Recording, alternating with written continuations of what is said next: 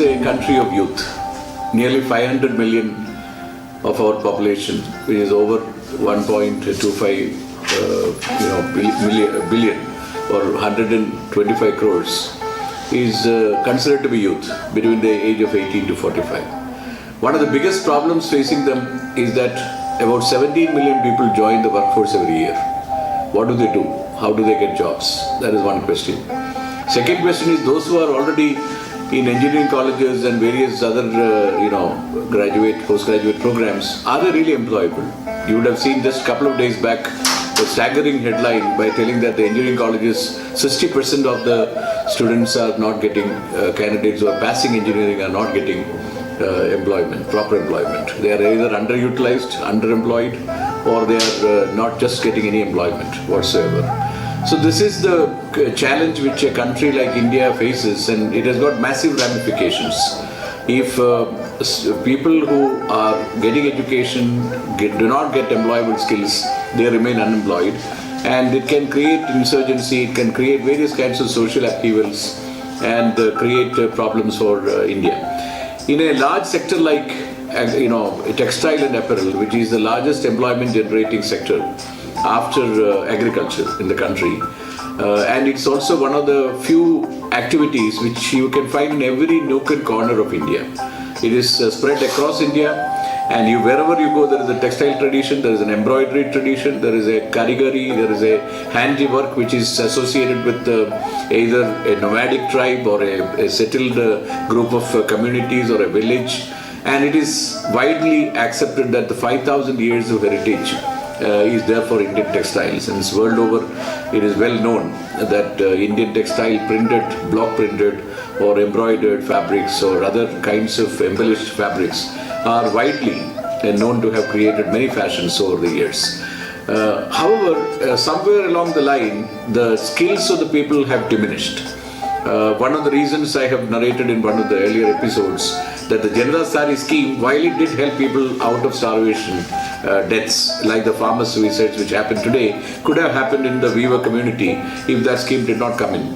However, it had also its downside where it affected very good traditions of textiles because they took the easy route, and that is what happens when you talk about Indian textile traditions. It had a lot of very complex weaving techniques.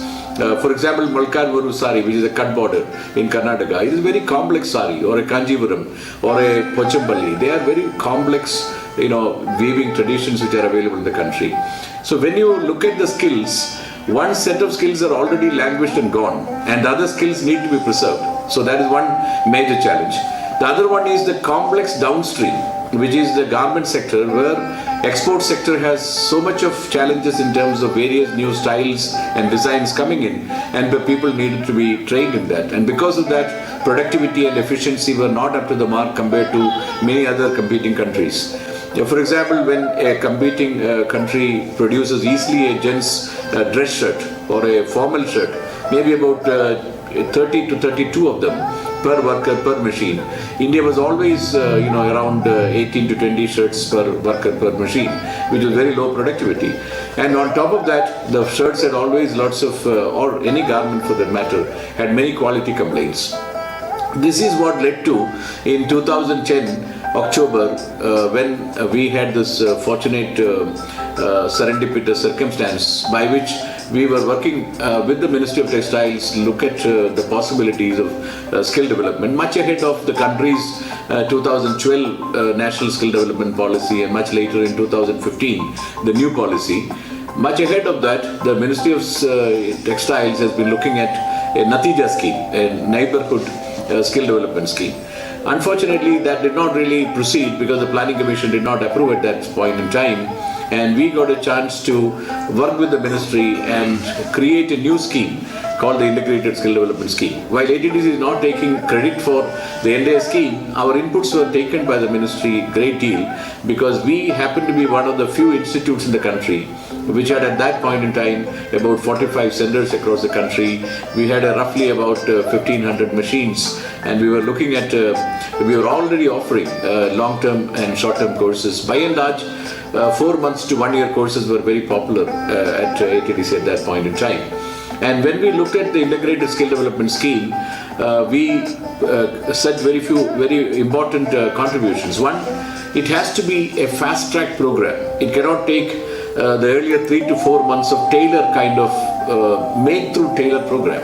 It needs to be an assembly line oriented program, and therefore some of the steps which are required to make a garment, it can be one forward step, one backward step, and the step which that particular operator is doing, and then get an overall consciousness about the quality parameters, etc.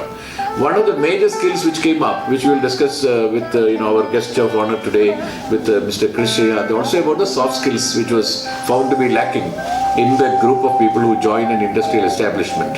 So we gave these inputs to the ministry and told that let us not look at umbrella machines which were running at 400 to 500 RPM, but look at really high-speed machines of 4,000 to 5,000 RPM machines, which are industrial swaying machines, and train people in that with a very conscious attempt to create a new cadre of good quality operators, quality controllers, inline checkers, helpers, ironing persons, spotters, pattern makers, all these different trades, and create a new cadre which can then help the export industry to perform better.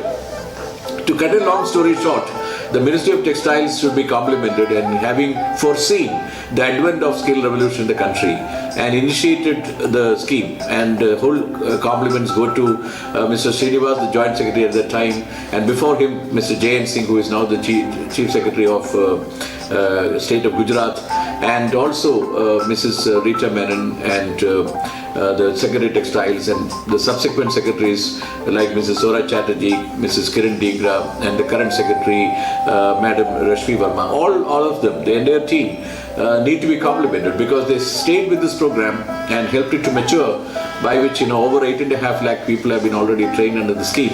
And ATDC can take pride that 55% of the ministry's target in the pilot project was contributed single-handedly by ATDC's 200 centers across India.